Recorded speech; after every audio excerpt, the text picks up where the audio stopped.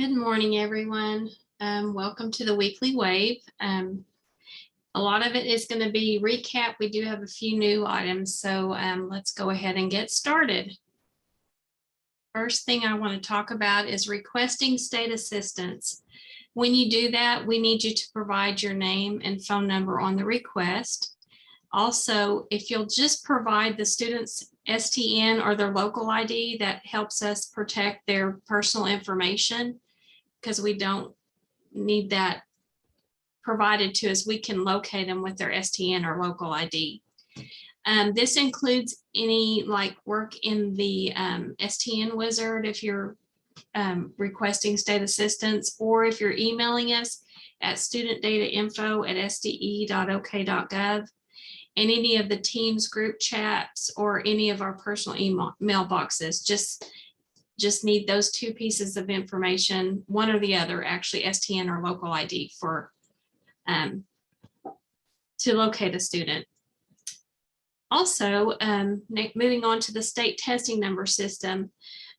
When you're accessing it, we're getting a lot of calls that they're still going into the wave for that access, and it's now located on the single sign-on, and it has been since last year. So you'll go into single sign-on, and it should say access state testing number system. If you're not seeing that on your single sign-on, you might have to go to whomever assigns your roles in the single sign-on and ask for that permissions to have that access.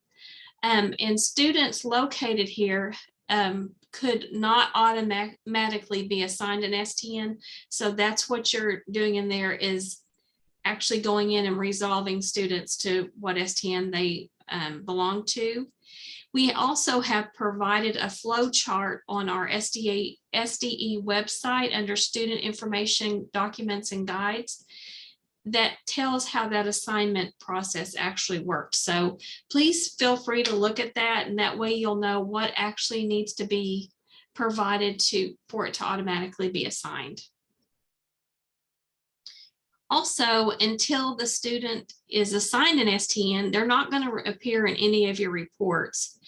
And in the state testing system right now, we have several districts that have numerous resolutions that need to be resolved, and we will begin reaching out to those superintendents to let them know of the outstanding number that's showing up right now, because it will affect all your reports, your first quarter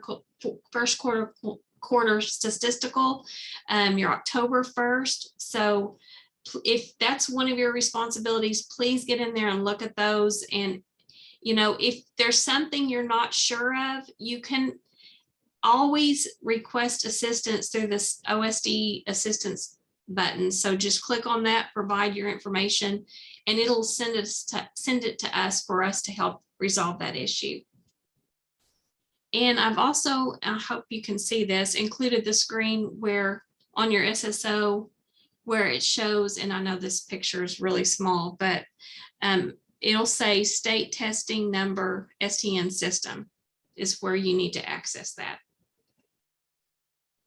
Your ownership issues. They were located in the wave. They've been moved to single sign-on. Please verify that you've been given that permission to work those items. They do need to be resolved, because if not, they will affect your reports as well. Also, if you find students that are in conflict with themselves, I think we've cleared the majority of those out.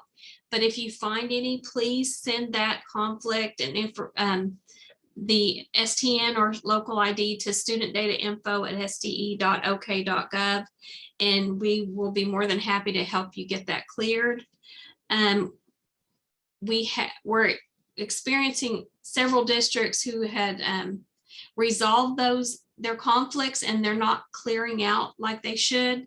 So this Sunday, we're going to be running a script which should help clear those out, the ones that you've resolved. So if Monday you're seeing those again, we need you to email us at the studentdatainfo@sde.ok.gov email address and let us know that STN number is still pending in your ownership and you've cleared it out. so we can further investigate that. Data validation. Please be checking your validation issues. If you need direction in helping resolve those, please reach out to us so we can assist you. You can do that by emailing us at studentdatainfo@sde.ok.gov. You can also access those. Just the path that you would go to is data validation. It's in under district, data validation, and data validation wizard. So please make sure that those are cleared out. They will also affect your reports. And with the reports opening up, they need to be clear. So XSD errors. The reason you're getting those at your district is because we're not receiving the minimum validation requirements, or there's been bad data that's entered into your state system for reporting. To correct it, you need to reach out to your vendor, and where you find those errors is under the district tab, XSD validation error wizards. So if you'll access that, the next thing, if you need to know how many or if you have any without going there, you can always look at the dashboard in the Wave when you first open it up, and it's the bottom line that says the XSD validation wizard. It's going to tell you if you have any and how many that you have. Trying to clear those, you're actually going to open it up where I had shown you earlier, and it's going to provide you the date of the error, the object type, whether it's like student personal, student school enrollment, whatever the error is, and a CIF XML file, and then the error description.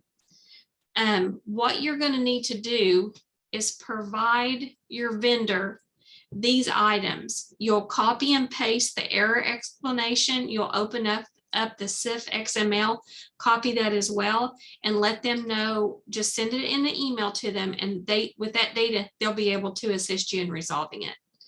So please be sure that you are working those errors. Next thing I want to talk about is EdPlan. If you've got issues with students appearing in EdPlan, there are steps you need to take before contacting our department, or especially EdPlan. You need to verify that the student is not pending in your STN system. You need to check and clear all ownership issues. And I know there's an issue with that, but hopefully that will be resolved by Monday. You need to check and clear any validation issues, because these items will prevent those students from actually rolling up into EdPlan. So once those have been taken care of, you can contact us at the studentdatainfo@sde.ok.gov, and we can either get with EdPlan and find out what's preventing it at that point, or you can reach out to EdPlan yourself. I mean, you can send it through the message board. I don't know that will be answered within their response time is a little slower than ours. But also remember that once you've resolved these issues, it does take a couple days for it to flow into EdPlan. So give us 48 hours after you've cleared everything, and if it hasn't resolved it, then give us a call and we'll see what's preventing it at that time. I do want to also mention that the people in special ed are providing one last training on their 2022 child count today at 1 p.m. It is an online training, and you can register at the link I provided. And I've been told that the training slides should be posted if you're not able to attend on Friday. So once we're done with this call, I will post these slides to our page. And if you need to get that link to register for the call today, please do that. bringing up dates to remember. Class size opened on the 1st of the month and it closes on October 15th. Right now, it's only available for view access only through the 14th of September. In order for you to go in and make changes to your student information system, then it will open on the 15th of September for certification. So if you're experiencing any data issues, you need to contact us at studentdatainfo@sde.ok.gov. Or if you're experiencing a process or an app issue, we need you to contact Ryan Piper. He can be reached at 405-521-3335, or you can email him at ryan.piper@sde.ok.gov. Other dates that you need to remember: October 1st in child count.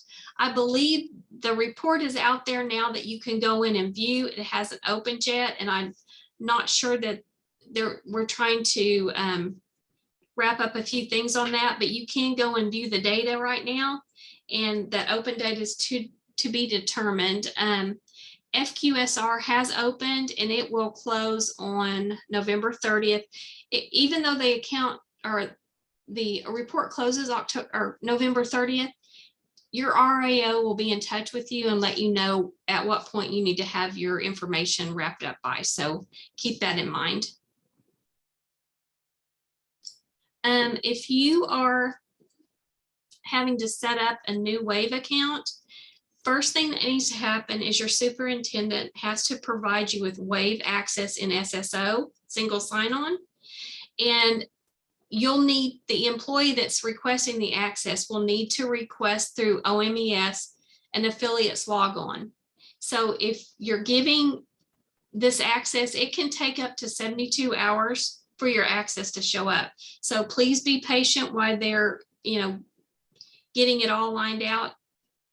They are getting several requests right now for this access. So the process is contact OMES at servicedesk@omes.ok.gov.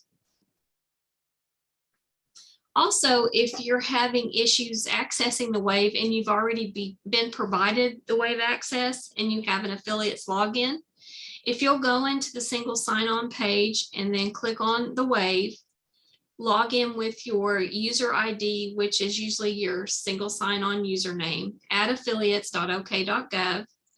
You're gonna, you'll get to a page for Microsoft page with the same login information as above. You'll do your initial login and then the Microsoft page. Then you can click, if you've forgotten your password, click forgot password.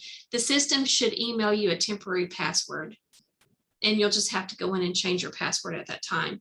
If that doesn't work, you'll have to reach out to the service desk at omes.ok.gov for a password reset. So those are the steps if you have an affiliates login and can't get in. Okay, so if you have questions or resources, again, you can always email us at studentdatainfo@sde.ok.gov.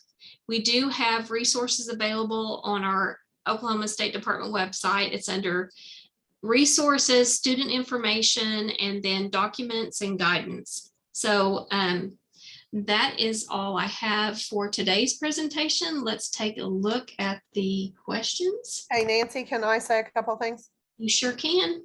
Okay, so on the FTSR, we were going through the calendars the last few days. And our initial thing was just to go through and make sure you were sending professional days and transportation and just see if we saw anything that looked wonky. And we started seeing that after I did the bottom 10 counties in the bottom and Mitzi did 10 counties at the top, we started realizing that there was a lot of people not sending transportation.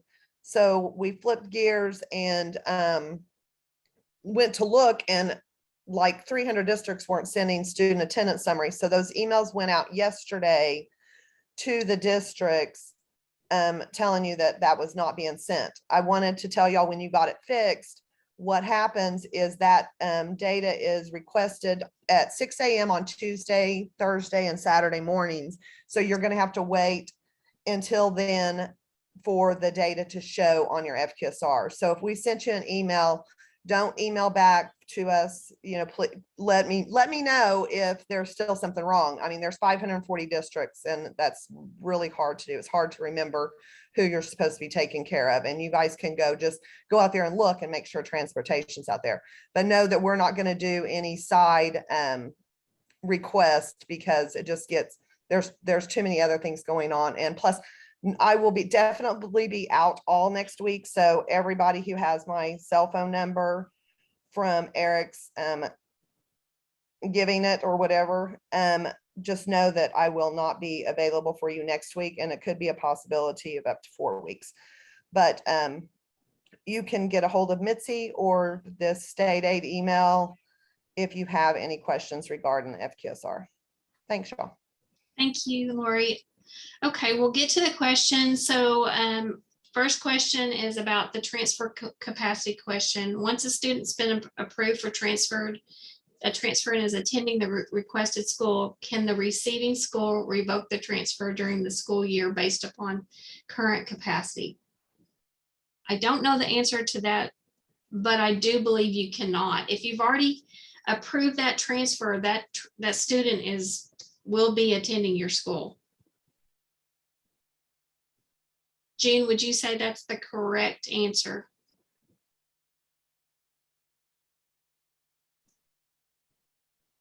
Okay, well, I guess she's not available here. And I see, Dina, you'd ask for a mention. If that, Jennifer, if that's you asking that question, I will verify it with accreditation, and I'll get back to you on that. Dina mentioned calendar due dates, and Cody has provided a link on the chat. So if you're looking for report due dates, they are accessible through an Airtable, and it is on our page. Chris has asked, will the accountability at a glance document be available at some point?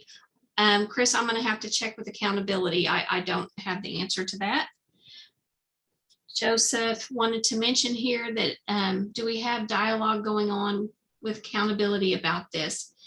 You do have a dialogue going on. We appear to have a pretty high percentage of data loss on the 2022 coursework tab of the student data in the accountability app, that you're showing like 1749 records after clicking the flat file.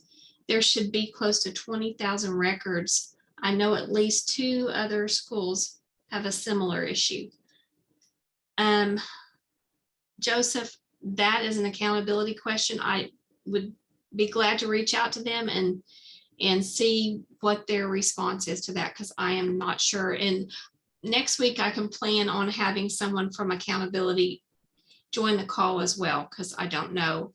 And I see we have a couple of questions about PEBT documentations and due dates. And actually at this time, until the training is released, those windows aren't open.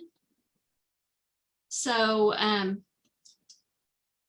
I have not seen any document or any information about the training guides being released, but once they are, then that window will be open for you to be able to make those corrections. And I will follow up after this call and see if we have a tentative date when it's going to be released. Christine, you were told class size verification date would move to October 17th because the 15th is on the weekend. Yes, that is true. Can you post the child count link you mentioned above? As far as the training documentations, Barbara, to view the training,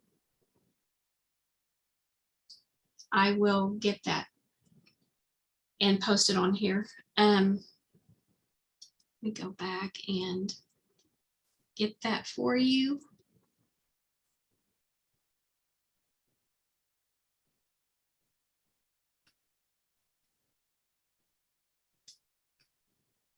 Okay, so it'll take a minute to get that. Let's see where I was at.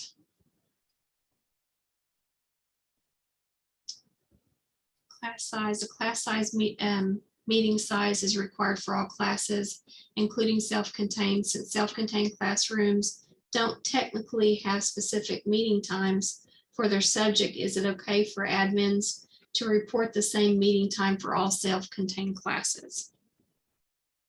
Hey, Nancy, this is Eileen. I put that question and I made a mistake and I couldn't correct it there. Okay. So basically for self-contained classrooms, like, grades 1, 2, 3, 4, 5, typically the kids are with the students all day, or the students are with the teachers pretty much for all their subject areas, at least their core. But the meeting time is required on their classes, but they don't technically have specific times of day that they meet. Is it okay to put the same meeting time for all of those core subject areas where they're with the same teacher for a period of time? Eileen, I don't want to answer that call and answer it incorrectly. So what I would like to do is actually check on that and get back Okay. with you. If I think June is on the call, but I'm not sure. She would definitely be able to answer that. Okay. Okay, but I will follow up with Ryan's department and ask that question. So Eileen, you're talking about self-contained elementary classes? Yes. Okay, and you have them in multiple classes, but you don't have, explain again how you have that set up. Sure. Yep. So for self-contained classrooms where the students are with the same teacher for their Yes. core, their math, okay. Typically when the kids are with their self-contained teacher, the teacher will have, reading whenever that's appropriate, or English or math. They don't technically have a set meeting times for those things, or it might be different, from one teacher to the next. Yes. Is it okay for their meeting time to specify the same meeting time for all of those core classes? Yes, Like, it's fine, as long as you're using the self-contained state code for that Got class. it. Then we're Okay. only expecting to see one, and if you have multiple classes that show up, because you may have one for math, you may have one for reading and using the same time. As long as only one is attendance. And so just pick the one that represents that student and that teacher for the full day in your self-contained coded classes. Self-contained coded classes. Okay. So if I have an English and a math and a social studies, and they're all coded self-contained, I can just put the same meeting time on all of those. Yes, and I'm assuming you're only taking attendance in one of those and not all of them. Yes. Okay, yes, just pick the one that best represents that teacher, those students for that full day of self-contained, and then you can opt out of the others if they show up in your class size. Got it. Okay. Okay, we also had a question about, I guess there's an error coming through on the class size app.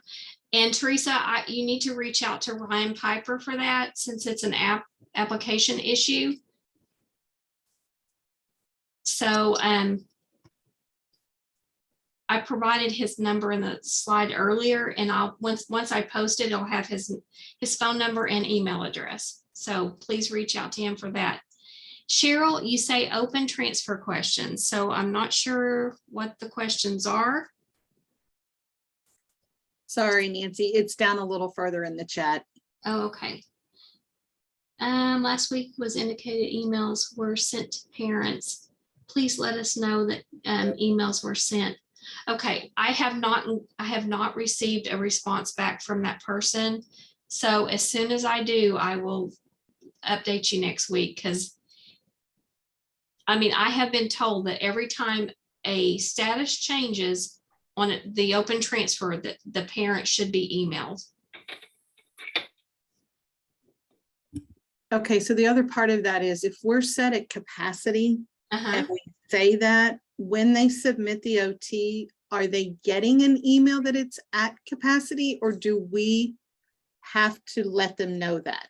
And then the second piece of that is, in all the previous conversations that we had about open transfer, Eric always said that you shouldn't deny a transfer, even if you're at capacity? Has that changed? Are we supposed to now be denying them? No, I think once you select at capacity, it puts them in a waiting list. Right, it does, but if it's not sending an email to the parent notifying them that we're at capacity, how do they know? Because I don't think it is, because we're getting phone calls that say, I submitted a transfer, I haven't heard anything, is my student going to be able to attend? Okay, I'm not sure, but I will follow up with the developer and see what, I mean, the only thing he's basically told me is they are getting at status changes. To me, if you go from open transfer to capacity, that would indicate a status change. I would think so. And I would think if we're at capacity, it should at least tell the parent that. Otherwise, what's the point of us changing to at capacity? Agreed. So I will find out and I will let you know. Okay. Sounds good. Thank you. Uh-huh. Joseph, you say June asked you to stay on the call and talk to her about it. So is that after the session, June? Yes, just when Okay. you can see the questions, then I'll visit with Joseph about what he's seen in accountability. Okay, sounds good. Yes, the October 17th, that it is the due date for the accreditation. Well, for accreditation, It's yes. the due date for accreditation. It's the due date for October 1. It's the due date for consolidated, and it's the due date for class size. Okay. Ashley's asking, curious about an error issued on class size report. It's frustrating. It just loops through the error and completely logged out. This is an issue with the app, Ashley. Again, I will post Ryan's information in the chat. Please reach out to his office and see if they can help resolve that issue. Ashley, when that happens, for anybody, when that happens and you're needing to reach out for them, it's a really great idea if you can take a screenshot of the screen that you're on, the window that you're on when you're getting that.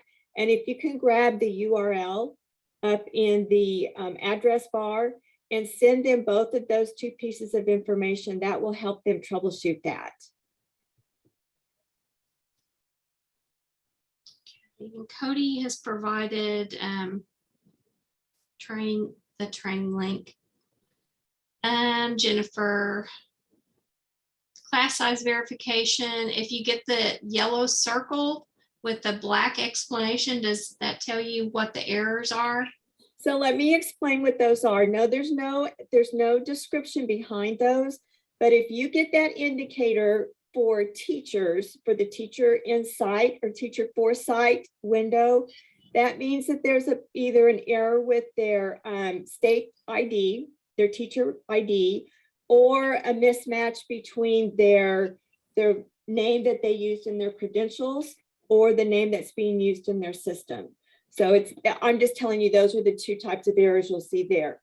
In the courses, it's going to be that it's not using the correct state code. And for students, if you see errors there, that means that they're not coming through with a schedule. So that's what those three different boxes, error messages, are telling you. Okay, and I think Ashley also helped answer that too, June. Which basis of admission code should be used when a student who is out of district transfer and that is also a virtual student or a part-time student or a student enrolled at a district resident facility? So do you need, Chris, one for, you need them for each of those?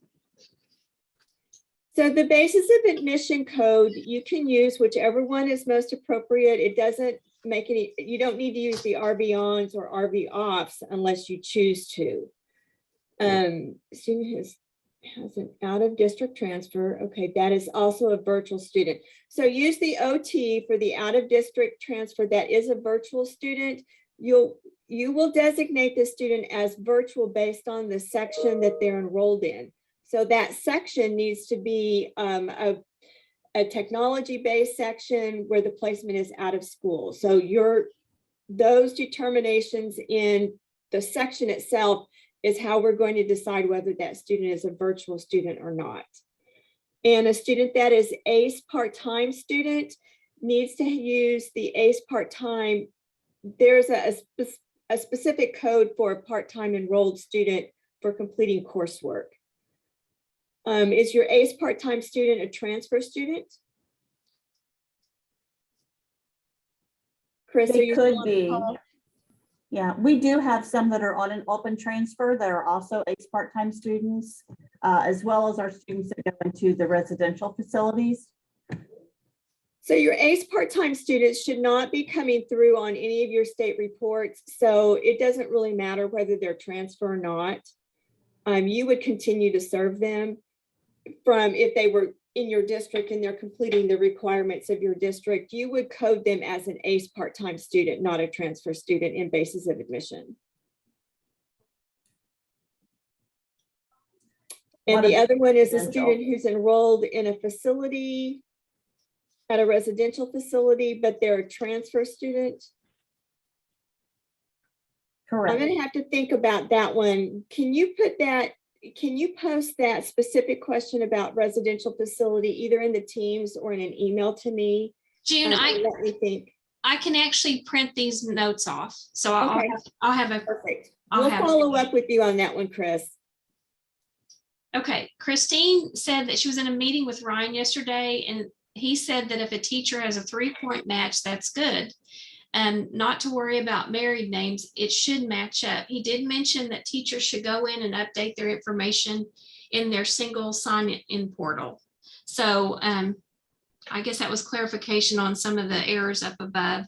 Also, That's good information. yes, Chrissy, she believes that our parents are only getting a denied. It doesn't clarify capacity. Jennifer Black, the email is very basic. It just says the transfer has been denied or approved. She basically mentioned you might have to call the parent or send a letter letting them know the reason. Christine, if a parent did not complete the appropriate paperwork for a transfer and requires an affidavit, which was not completed for fiscal year 23, can the district request that they go through the proper channels and apply or deny if they are at capacity? They have a student, we have other students in the queue. So if they require an affidavit, I mean, I don't think they require affidavits anymore. So if they didn't complete the appropriate paperwork for the transfer actually wouldn't. You'd either need to contact them and tell them they need to complete what fields need to be completed in order for it to be a complete transfer, but they're not gonna require an affidavit this year. Does that help, Christine? Kristen, can you unmute yourself and give a little more information about why are you requesting an affidavit of residency for a student who lives in the district living with another family? Yeah, just really quick. So last year, they did have the affidavit, and of course this year they just kind of wrote off of that. They did not complete the process for application for a transfer request for the students. But if we're at capacity and they list that, now if we have kids on a waiting list that are waiting to get in and they didn't follow the process, do they stay in? Or do we let those that are in the waiting list that have been on there in if we're at capacity? Have they already come to school this year? They've been to school this year. So if you let them come to school this year as though they were living in the district, unless it's by fraud, they can continue. It's by fraud. Okay, if it's by fraud, then that's different. Yes, if they say that they're living in the district, so the affidavit of residency is they're living in the district, but they can't provide proof of residency. So somebody else has to come in and attest that they live with them and sign off on that and provide proper residency documentation. If they have not done that and they can't, then they don't have to stay, you don't have to let them stay in your district. But that's kind of a gray area, and you might want to check with your attorney and make sure that they'll be able to uphold that for you. Okay, I just wanted to make sure, because I know they're already there, they're a placeholder, but yet they didn't do the paperwork. But now I have them that are going to, I mean, these people are going to have to do the correct paperwork, but I have other people that are waiting that did the paperwork. So that's where I was trying to figure it out. Yeah, I think we need probably a better legal read on that. All right, thanks, June.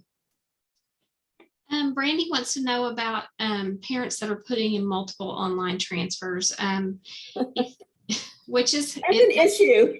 It is an issue, and you can go in and there is a code that you can mark it by, I think, submitted in error or something like that. When you see those, I know you have to work them in order, but when you get to the multiple one, just mark it that way, and so you can move to the next. And I understand it is very frustrating. Hey, Nancy, this is Brandy. Yes. So the best thing to do would be to hang on to the first one they put in and Yes. mark the other one created an error. Yes. Okay. I Definitely. just didn't know if it would cause major confusion if it's sending messages to parents or something. Well, it Okay. might be, but they should have put in one. I know. It's been frustrating. Okay. Thank you guys. Oh, you're welcome. Bye-bye. Okay, so I provided the fall training link, and then I've also provided Ryan Piper's phone number and email address for those issues with the class size app. How often does a class size information update? It updates when, as you make changes, we should get those changes.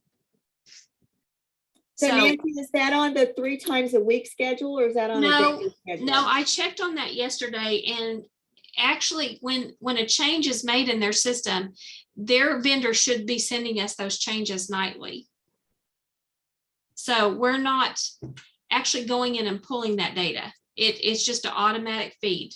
So I would, if you make a change today, I would check it for that change tomorrow.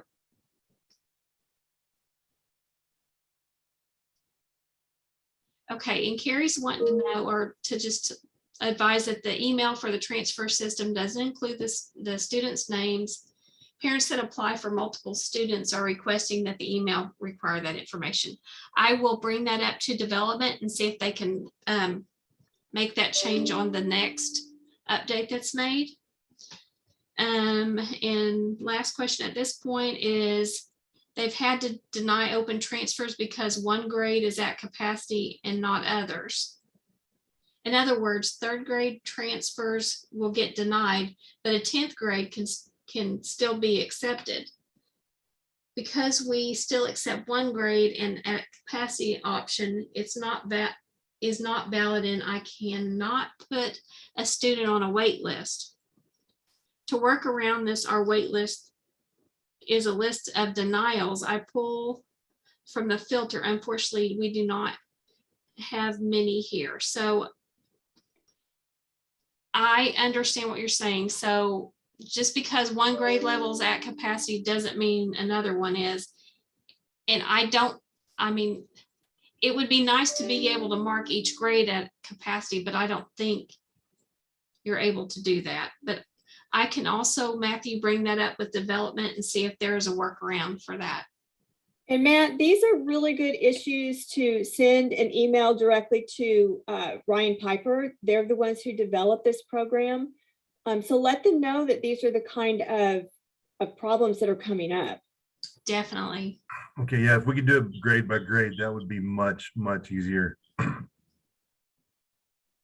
So send a good explanation to Ryan Piper and let him know some of the issues that you're dealing with, and ask if that can be added to the development of that.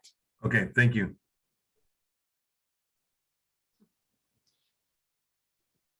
Well, I think everyone likes that suggestion, Matthew. So. All right. Well, at this point, there are no other questions in the chat. I know I owe some of you some responses, and I will work on those this afternoon and get back with you. Does anybody else have any other questions? Joseph, go ahead and stay on the call. Okay, we will continue to be on here. And Joseph, like June said, stay on, and I guess we'll talk to the rest of you next week. So have a great rest of your week and weekend. Joseph, if you'll just unmute yourself and let's talk about exactly what you're looking at.